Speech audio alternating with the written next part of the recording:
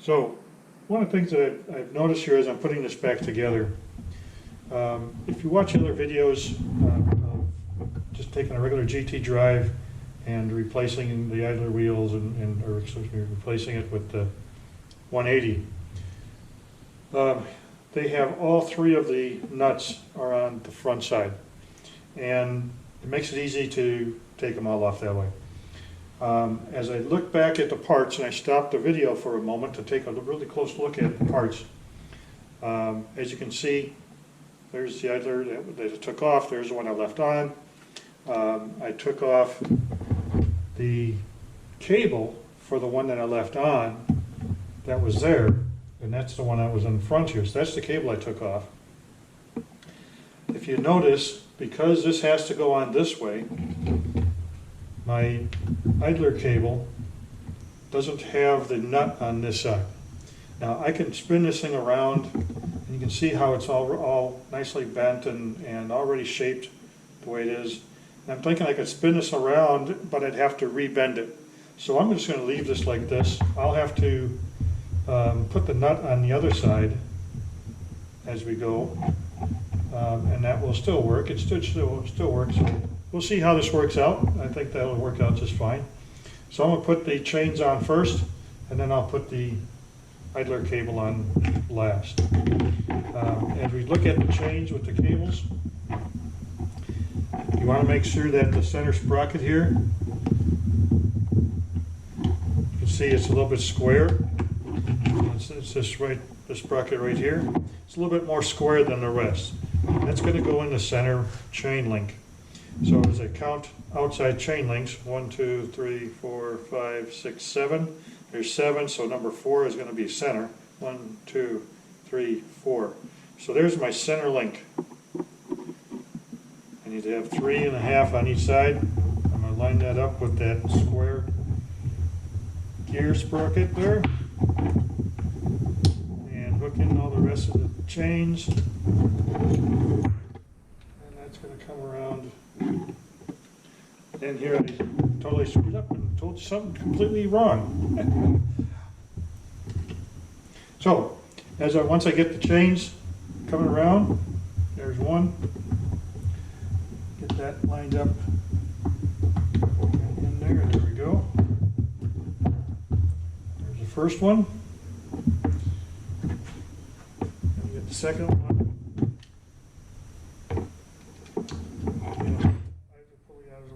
Cable out of the way. That's going to come down here.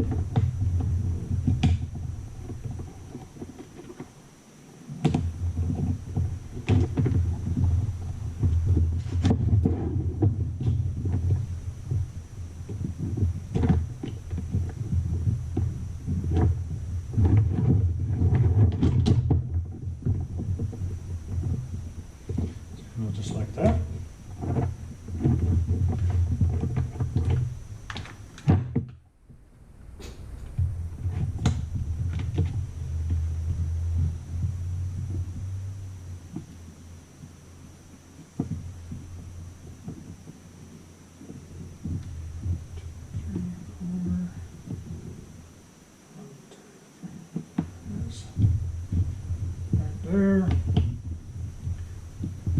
add up 1, 2, 3, fourth one.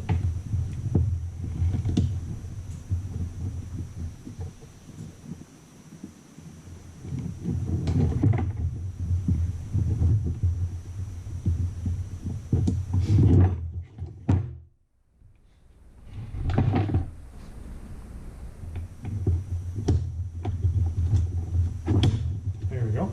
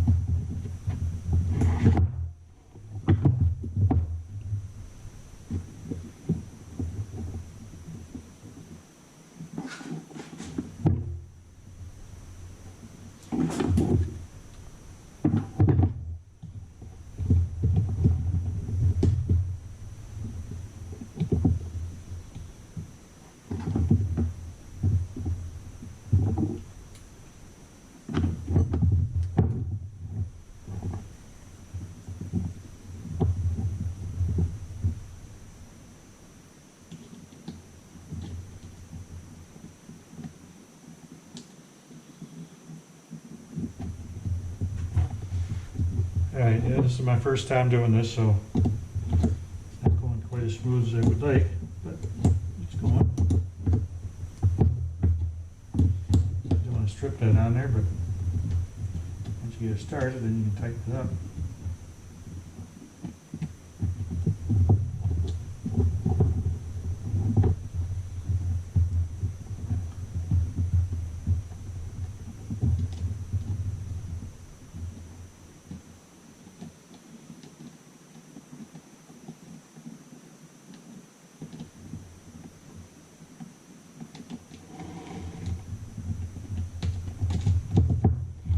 There we go.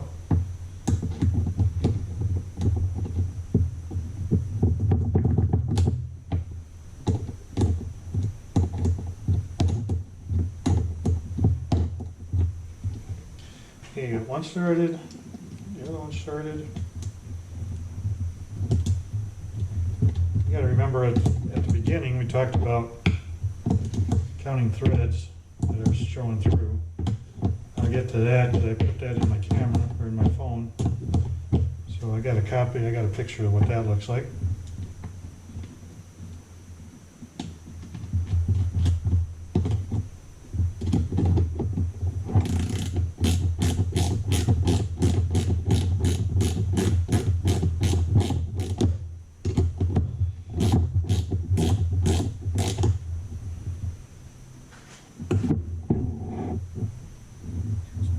Side.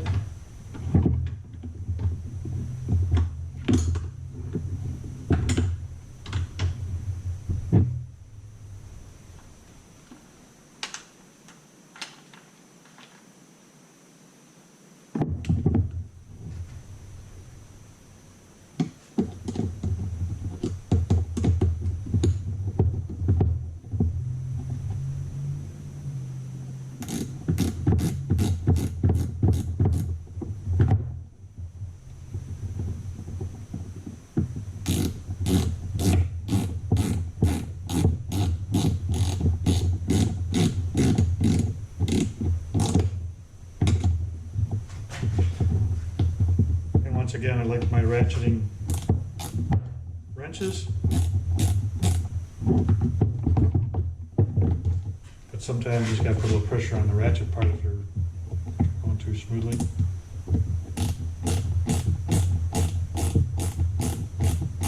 So it gets a little bit tighter.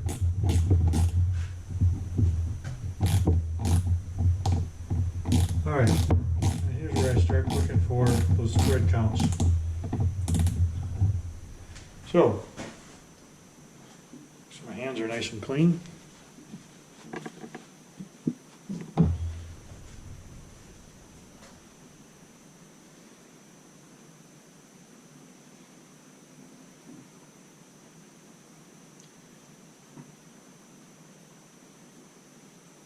All right. So for the idler, looks like I'm looking at it for about 3 threads sticking through there.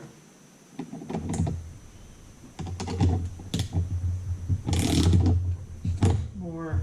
That's looking pretty close. All right. So yeah, like I said the now we put the rods on for our the mast for our fins. If you notice, the one end is threaded, and they send you some blue Loctite, 243 Loctite, which is also known as blue. I have a blue bottle here already that I've been using in the past, and that's just going to be threaded in here. A little bit of the Loctite on the threads just keeps it from backing out. It can still be broken loose with a little bit of pressure, but it allows it to stay put.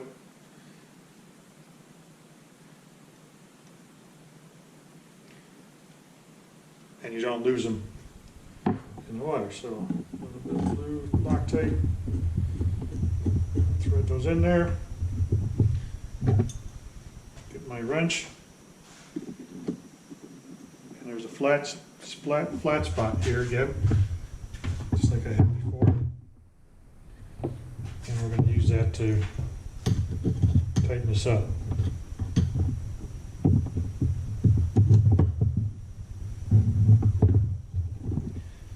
Blades are going to slide on. Fins are going to slide out.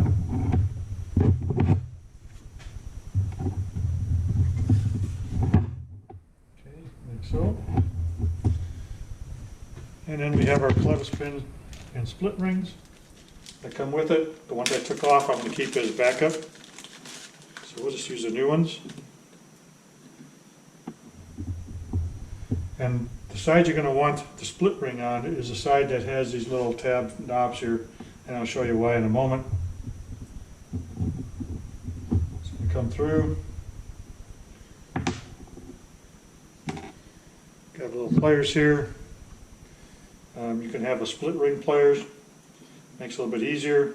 I'm just going to use my thumbnail here and kind of pry that off a little bit, pry that apart a little bit, just enough so I can get the beginning of that in.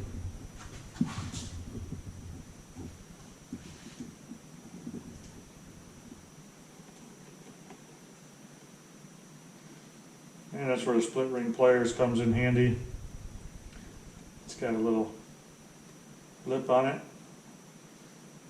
Some of your fishing pliers have that, so you just get that from the fishing pliers, because it allows you to put that split ring on your hooks.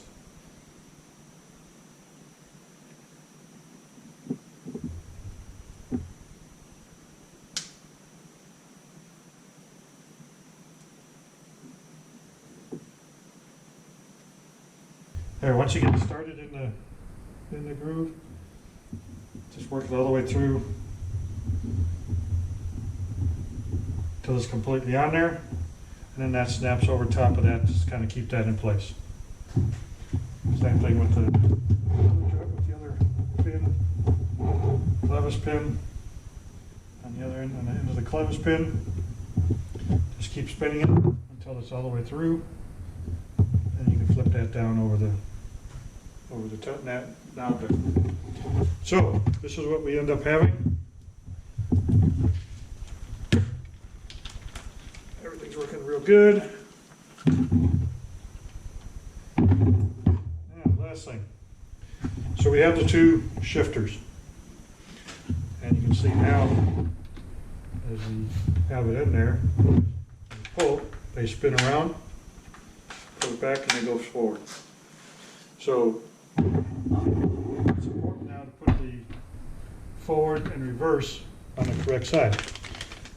Shifter comes in a bag. It says left, forward. Okay, so as I'm looking towards the front, this is towards the rear. To my left, that's where this is going to go on here.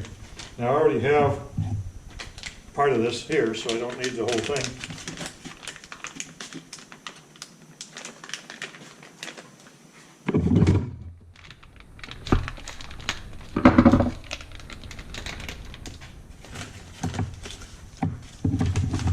Okay, so we got a replacement if we do break that. This says forward on it and is green.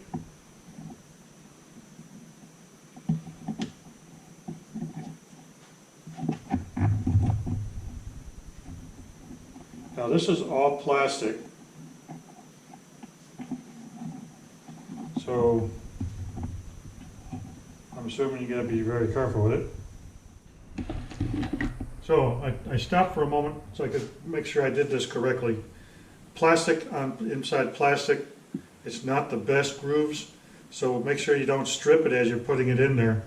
I put a little bit of grease on there just to kind of ease it in there a little bit, and it seemed to work.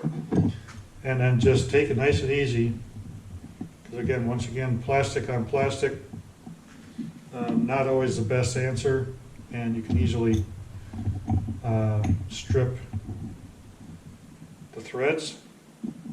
And you can also, if you don't have this nice and tight on the wrench part, you can also strip the outside of the nut farther up the threads. We'll get this restarted.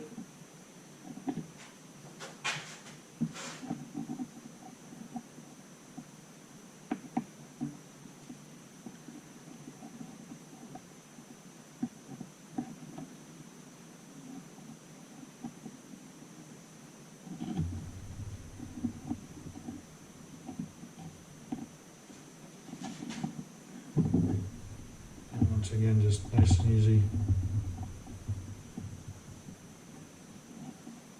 I won't put any pressure on it, I'll bring the cloth back.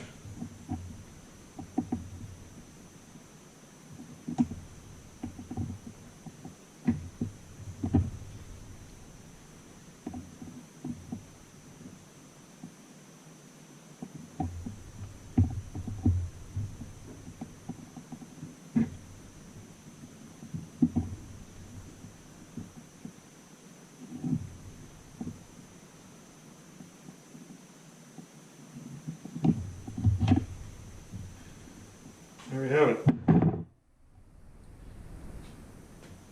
Forward, reverse.